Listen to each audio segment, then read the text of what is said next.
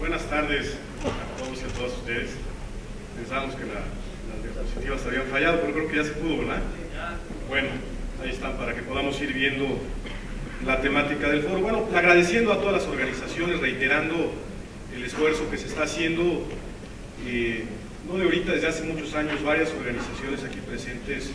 han pugnado por que haya un acceso a la vivienda de los mexicanos, han formado cooperativas de ahorro y crédito, populares, sofoles, sofomes, sofipos, esto ante la necesidad de la población mexicana de tener más opciones que les permitan adquirir una vivienda digna y decorosa. El mercado hace muchos años estaba totalmente cerrado, el único crédito que existía era prácticamente el bancario, de la banca privada, y pues se ha venido dando una lucha muy importante por el acceso a la vivienda, por el acceso al financiamiento y también por el respeto a los derechos humanos y el derecho humano a la vivienda. Pues iniciamos con esas exposiciones, viene gente del gobierno entrante, el gobierno federal, también exponer las cajas de ahorro nacionales, de las más fuertes, las cuales han seguido vivas a pesar de todas las vicisitudes y limitaciones. Tenemos a la segunda caja más fuerte a nivel nacional, que es la caja de telefonistas, ¿sí? que trabaja diariamente y que tiene una cantidad importante de agremiados y que no solo presta telefonistas, sino también genera ahorro y préstamo para otros sectores populares y sectores laborales. También estamos aquí una asociación muy grande de cooperativas de vivienda y cooperativas de ahorro y préstamo, pues que estamos haciendo este esfuerzo en estos foros temáticos que queremos trasladarlos a todo el país para hacer una agenda o generar una agenda nacional que nos permita un diagnóstico del estado de la vivienda en México,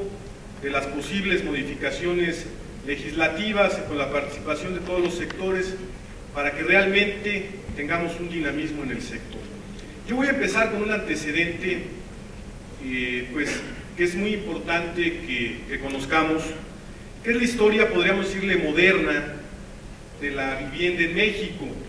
que se da en los sexenios pues, de inicio con Fox y con Calderón. Recuerdan que Fox dijo: voy a construir miles de viviendas, voy a generar más oportunidades de crédito, y pues aparentemente, bueno, se construyeron miles de unidades habitacionales en todo el país. Las podemos ver en la carretera cuando vamos transitando aquí en la autopista, en el norte del país, grandes conjuntos habitacionales, un gran esfuerzo de los trabajadores, una gran inversión, pero resultó un fracaso el proyecto habitacional de Fox y Calderón por lo siguiente: se invirtieron cerca de 223.256 millones de pesos en el periodo de 2001 a 2012, es decir, se invirtió dinero federal, préstamos internacionales y también dinero del Fondo de Ahorro de los Trabajadores de Fobiste y de Infonavit para generar grandes conjuntos habitacionales. Pero ¿qué es lo que sucedió? Podemos ver, si pueden pasar la lámina, en la mayor parte esos conjuntos habitacionales no tenían acceso a vialidades, no tenían servicios de agua potable, no tenían o no contenían una planeación urbana que permitiera la viabilidad de esos proyectos, provocando una catástrofe social y humanitaria, porque mucha gente esperanzada por tener una vivienda sacó un crédito, y tenemos que cerca de 20 millones de mexicanos en ese periodo de 2000 a 2012 aproximadamente salieron de zonas rurales o de barrios populares para habitar estos conjuntos habitacionales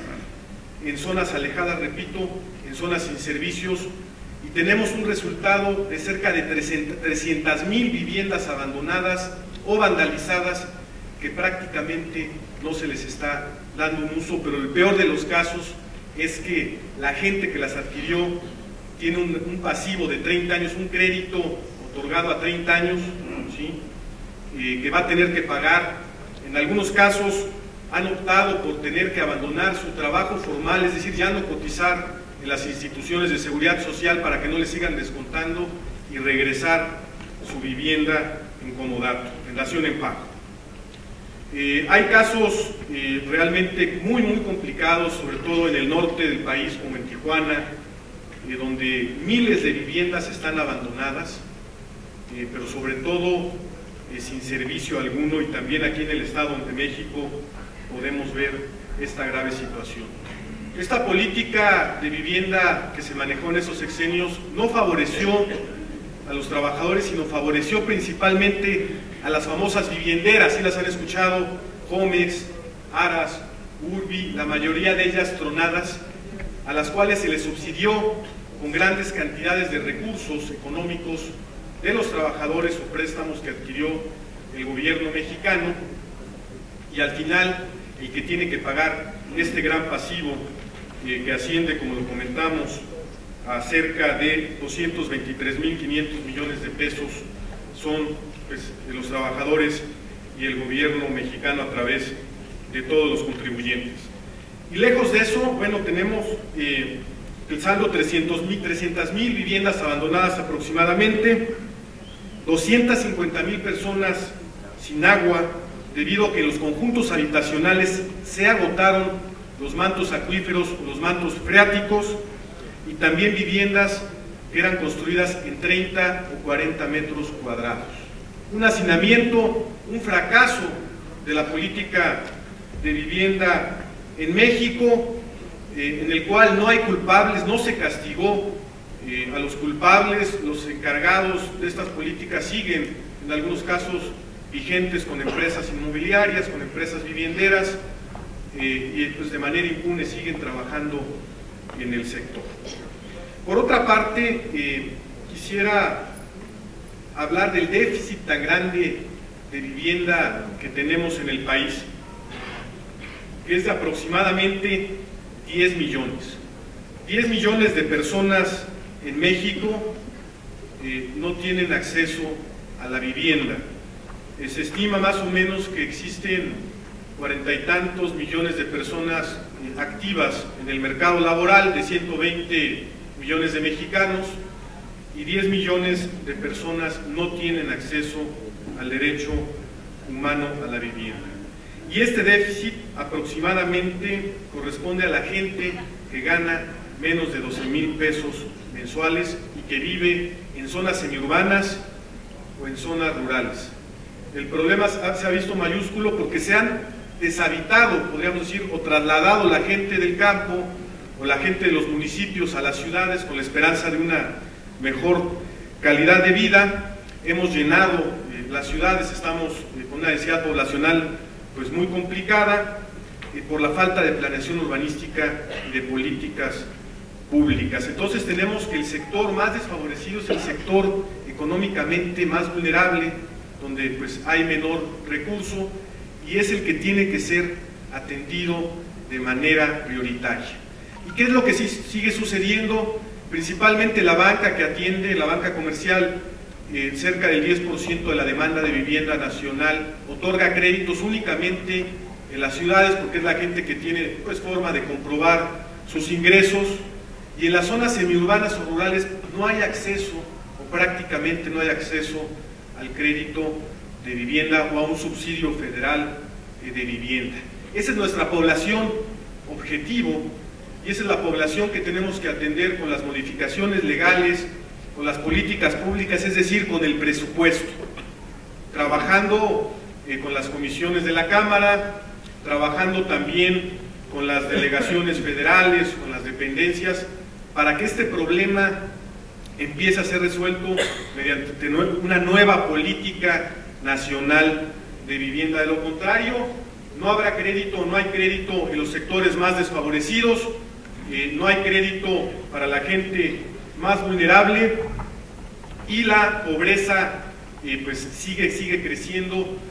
teniendo casos escandalosos en los cuales la mayor parte de la gente tiene que rentar alguna casa, y pues gran parte de su salario se destina a esa modalidad. Si le pueden pasar a la lámina, por favor. Aquí tenemos una tabla que es un dato oficial de Sociedad Hipotecaria Federal, que nos establece por estado el déficit de adquisición de vivienda o de acciones de mejoramiento de autoproducción. En los estados con más problemas es Baja California, Chihuahua, la Ciudad de México también por su dimensión, Guanajuato, Hidalgo, Puebla también tiene problemas muy importantes, el Estado de México y también Sonora y Veracruz y Yucatán. Es decir, son estados en focos rojos donde no hay vivienda suficiente para todas las personas. Con todo gusto podemos pasar esas láminas después. Y este problema también tiene mucha relación, si le pueden pasar a la lámina, con el acceso a la seguridad social. Solamente tenemos que cerca de 30 millones de personas en México no tienen acceso a la seguridad social. Yo creo que la mitad o más de la mitad de la población económicamente activa no tiene posibilidad de un sistema de seguridad social que le permita obtener un crédito de vivienda de Infonavit, de Foviste, obtener la calificación para un crédito hipotecario de la banca privada, es decir, de la banca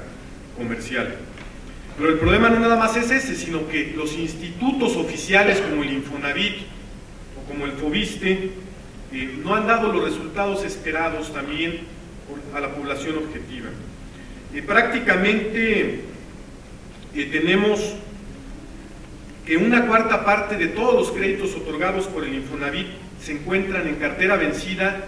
o han tenido problemas de impago. Infonavit establece que solamente el 5% de su cartera se encuentra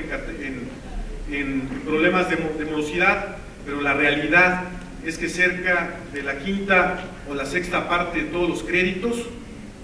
de Infonavit y de Foviste tienen problemas de impago y en algún momento la gente va a ser desalojada o va a tener que abandonar su vivienda por el problema de la cartera vencida o de la falta de pago, sobre todo debido a la inestabilidad del empleo. No hay estabilidad en el empleo formal en México, hay mucha volatilidad de la gente, cambia de empresa o simplemente pierde su empleo. De todos los créditos otorgados por Infonavit, el 50% desde que inició en 1972 siguen vigentes. Es decir, de toda la cartera, todos los créditos otorgados, el 50% todavía se siguen pagando. Estamos generando un esclavismo de las personas porque los créditos son a 30 años, el de Infonavit, y 20 y tantos años el crédito hipotecario. Y se les está descontando del 30 al 35% del salario del trabajador, lo que provoca la pérdida adquisitiva de su salario y pues, riesgos en su salud, riesgos en su alimentación. Entonces tenemos que modificar urgentemente esta situación. Ese es el panorama general de la vivienda en México. Creo que tenemos que hacer un gran esfuerzo para poder generar políticas públicas diferentes. La idea de la cuarta transformación es dar resultados, y dar resultados no es modificar nada más algunos artículos, sino es generar realmente políticas públicas que den acceso a la vivienda a la gente. En esta administración se ha anunciado por parte de SEDATU una inversión histórica en vivienda, más de 20,000 millones de pesos de inversión en espacios públicos, mejoramiento y vivienda social, lo cual nos obliga a analizar el presupuesto y destinar el dinero o parte de este dinero a los sectores que nunca han tenido acceso a un financiamiento, a un crédito o también a un subsidio de vivienda. Yo soy de los convencidos que la banca social, como las cooperativas responsables, las empresas financieras responsables, pueden suplir o pueden cubrir el déficit, porque la banca no llega a las sierras, no llega a las colonias marginadas, y los únicos que están otorgando crédito para vivienda en esas zonas son las entidades de vivienda social, como las cooperativas, las cajas de ahorro y otras. Tenemos que fortalecerlas, tenemos que profesionalizarlas para que logremos cumplir pues, el objetivo que marca la Constitución de una vivienda digna y decorosa. Bueno, como conclusión, yo vería que tenemos una dispersión de esfuerzos que ha generado rezago y desorden en las políticas públicas de vivienda. Por una parte está Infonavit, Fobiste, Sociedad Hipotecaria Federal, FONAPO, CONAVI, SEDATO, es decir, un conjunto de instituciones que tienen que trabajar con un plan